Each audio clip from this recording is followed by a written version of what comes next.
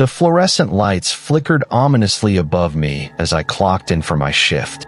It was just after midnight when the first customer walked in, but something felt off. He wandered the aisles slowly, glancing back at me with eyes that seemed empty. I could feel his gaze even when he turned away, a chill creeping down my spine. Out of nowhere, he dropped a can and it rolled ominously across the floor. Then he vanished.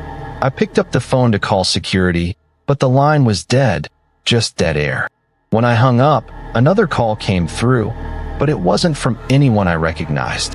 I answered it anyway. A voice whispered my name, sending chills through my body. It was my mother's voice, but she had died years ago. I dropped the phone in horror. The lights flickered again, plunging the store into darkness for a moment, and then they came back. I noticed a shadow moving behind the shelves, my heart racing as I stepped back. I turned, only to find nothing there, but I could still feel its presence lingering. Then, a new customer entered, stumbling like a ghost, face pale and eyes hollow. They approached the counter, their hands shaking, whispering something I couldn't quite hear. Finally, they leaned closer, breath cold against my face, and whispered, "It's not safe here." I looked around. The store seemed empty, but I felt eyes watching us from the darkness.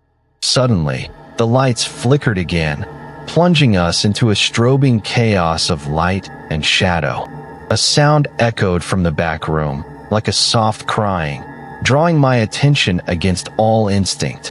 Against my better judgment, I moved toward the sound, each step heavy with dread and uncertainty. There, in the dark, I saw a small child, alone and crying softly, staring right at me. I knelt down, my heart racing, and asked, "Where are your parents?" But they just stared at me. Then, the child whispered back, "They left me here. They said I shouldn't move." My blood ran cold. Just then, the door slammed shut, echoing through the store, making us both jump in fear.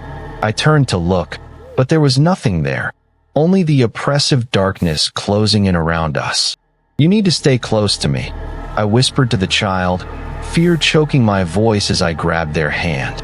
The lights flickered again, and I could swear I sensed something watching us from the aisles.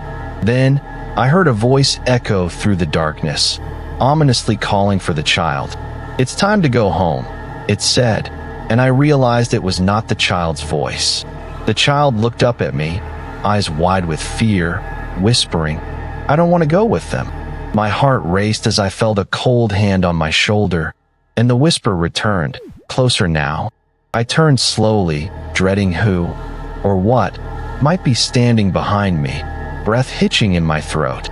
Just as I faced it, the lights went out completely, plunging us into total darkness. And then, I woke up in the back room, the store eerily quiet, with the door wide open. Was it all a nightmare, or had I truly experienced the dark presence of the store? As I cautiously stepped out, I felt someone watching me from the shadows, a lingering presence. Was it just my imagination, or did I catch a glimpse of that child before I left?